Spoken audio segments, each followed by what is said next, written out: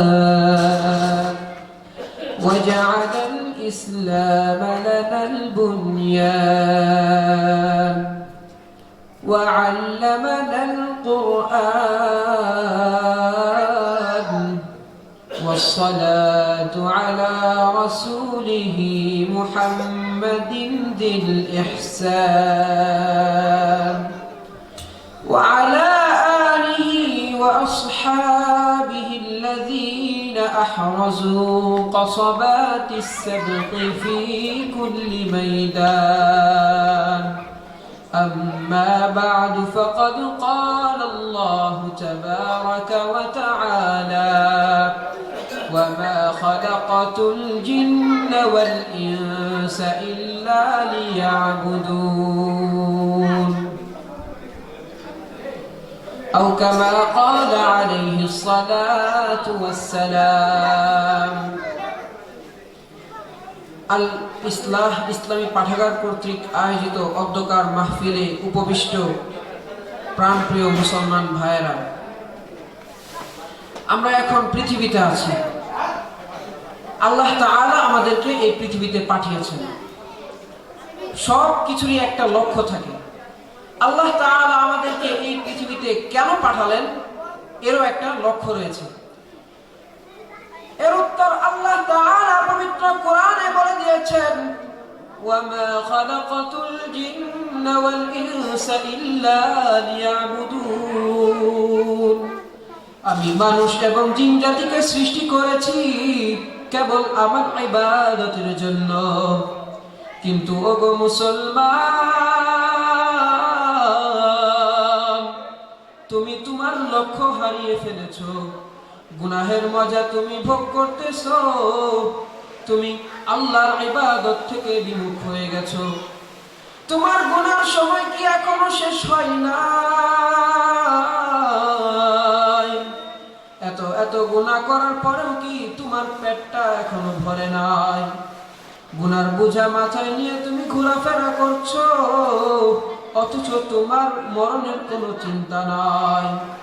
তুমি সেই রবের কথা অমান্য করছো যিনি তোমাকে চাইলে এখনই মৃত্যু দিতে পারেন, তোমার গুনাহ করার সময় মৃত্যু দিতে পারেন।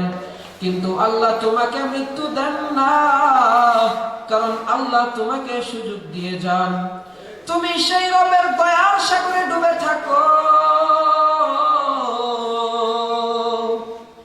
সেই রবের দয়ার সাগরে তুমি সকাল থেকে রাতে ঘুমোতে যাওয়া পর্যন্ত সারাক্ষণই ডুবে থাকো। তুমি আল্লাহকে ভুলে গেলেও আল্লাহ কিন্তু তোমাকে ভুলে যায় না। রাতের বেলা যখন তুমি মশারির ভিতরে ঘুমিয়ে থাকো, তখন মশা মশারির ছোট ছিদ্র দিয়েও কিন্তু ঢুকে পড়ে। কিন্তু এই মশারির ছিদ্রের চেয়েও বড় ছিদ্র তোমার নাকের ছিদ্র দিয়ে কিন্তু মশা ঢুকতে পারে না, কারণ আল্লাহ তোমাকে হেফাজত করে রাখেন। তুমি আল্লাহকে ভুলে গেলেও আল্লাহ তোমাকে কিন্তু ভুলে যায় না। আল্লাহ তোমার জন্য এত কিছু করার পরেও তুমি কি সেই আল্লাহর জন্য 5 ওয়াক্ত নামাজটা পড়তে পারবা না? তোমার কি মরণ আসবে না? যেদিন মরণ আসবে সেদিন তুমি কোথায় পালাবে? তুমি কেমনে করে সেই রবের অমান্য করো? তুমি কি মনে করো আজ যে তুমি না খেয়ে ধন সম্পদ জমা করতেছো, যখন তোমার মৃত্যু এসে যাবে তখন এই ধন সম্পদ তোমার কোনো কাজে আসবে? তুমি কি মনে করো আজ যে তোমার আশপাশে যে দলবল আছে, তোমার এত সন্তান আছে, তোমার এত কিছু আছে, এত জিনিস আছে, এই জিনিস কিয়ামতের দিন কোনো কাজে আসবে? না না না, এই জিনিস কিয়ামতের দিন কোনো কাজে আসবে না। কয়েকদিন পর পর তোমার চুল পাকে যায়, তোমার চুল সাদা হয়ে যায়, তুমি সেই চুলের মধ্যে কালার করে ফেলো।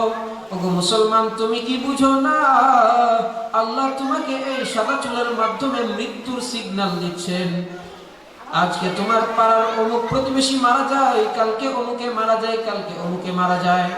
এত মানুষের মৃত্যুর পরেও কি তুমি উপদেশ গ্রহণ করো না? আল্লাহ তাআলা এগুলোর মাধ্যমে তোমাকে সিগন্যাল দিচ্ছেন যে তোমার সিরিয়ালও কিন্তু এসে যাচ্ছে। এত কিছু হওয়ার পরেও তুমি মরণের ব্যাপারে বিমুখ থাকো। আর কতদিন এভাবে গুনার সাগরে ডুবে থাকবে? কিয়ামতের দিন যখন আল্লাহ তোমাকে ডেকে বলবে, ওগো বান্দা,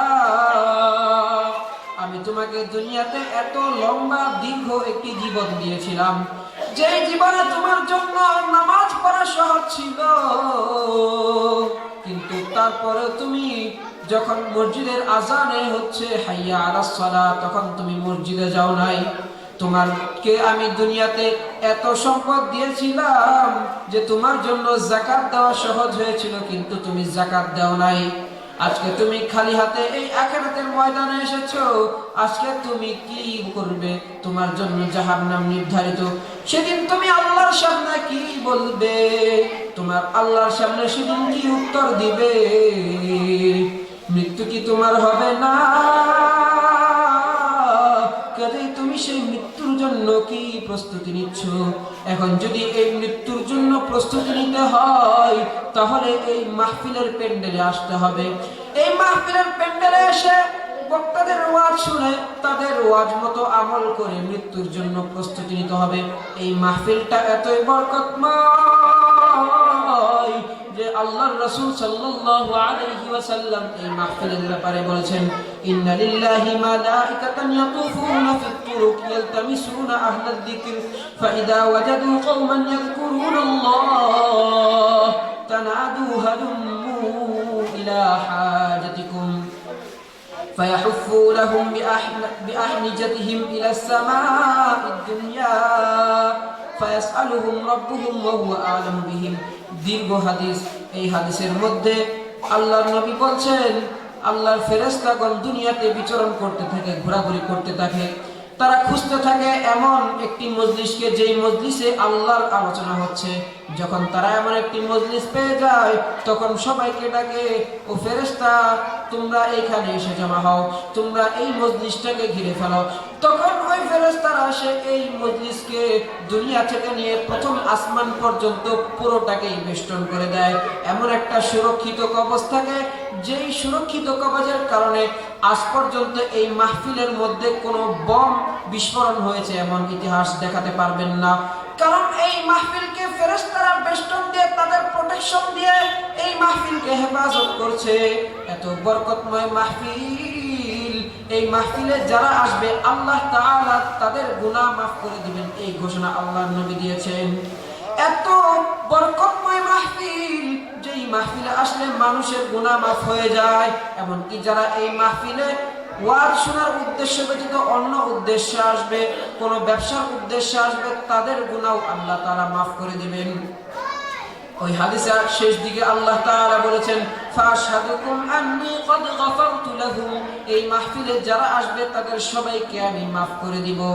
পৃথিবীর সবথেকে গুরুত্বপূর্ণ বৈঠক, সবথেকে গুরুত্বপূর্ণ মজলিস সংসদের মজলিস, বর্তমান আমেরিকার হোয়াইট হাউসের মজলিস। আপনাকে যদি সেই হোয়াইট হাউসের মজলিস থেকে কোনো ধরনের চিঠি দেওয়া হয়, আপনি এই মজলিসে আসেন, এই মজলিসে এসে আমাদের সামনে বসেন। আপনি কিন্তু আপনার যত প্রয়োজনই থাকুক সব প্রয়োজন বাদ দিয়ে সেই মজলিসে উপস্থিত হবেন। কিন্তু সেই মজলিসে উপস্থিত হলে আপনার একটা সওয়াবও হবে না, কোনো গুনাহও মাফ হবে না। অথচ সেই মজলিসের চেয়ে হাজার হাজার গুণ উত্তম আজকের এই মাহফিল। এই মাহফিলে আসতে আপনি দ্বিধাবোধ করছেন, এই মাহফিলে আসতে আপনি কার্পণ্য বোধ করছেন। কাজে সবাই এই মাহফিলে উপস্থিত হবেন। এই মাহফিলে উপস্থিত হয়ে বক্তাদের ওয়াজ শুনে তাদের ওয়াজের অনুযায়ী আমল করে মৃত্যুর জন্য প্রস্তুতি নেবেন। আল্লাহ তাআলা আমাদের সবাইকে উক্ত কথাগুলোর উপর আমল করার তৌফিক দান করুন। ওয়া আখিরু দাওয়ানা আনিল হামদুলিল্লাহি রাব্বিল আলামিন। আসসালামু আলাইকুম ওয়া রাহমাতুল্লাহ।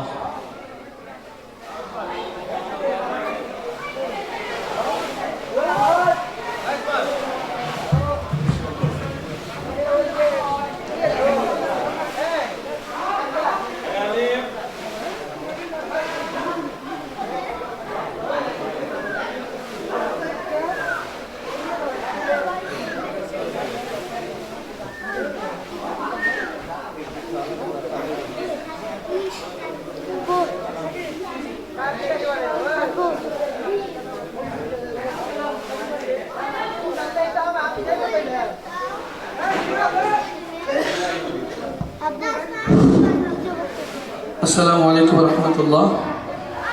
আলহামদুলিল্লাহ, সংক্ষিপ্ত আকারে খুব সুন্দর আলোচনা করলেন। এই মুহূর্তে সংক্ষিপ্ত আলোচনা নিয়ে আসছেন এবং ইসলামী সঙ্গীত নিয়ে আসছেন আমাদের বড় ভাই আল ইসলাম ইসলামী পাঠাগারের উপদেষ্টা মণ্ডলীর মধ্যে অন্যতম সদস্য বড় ভাই আব্দুল আলিম ভাইকে ইসলামী সঙ্গীত এবং সংক্ষিপ্ত কথা বলার জন্য সবিনয় অনুরোধ জানাচ্ছি।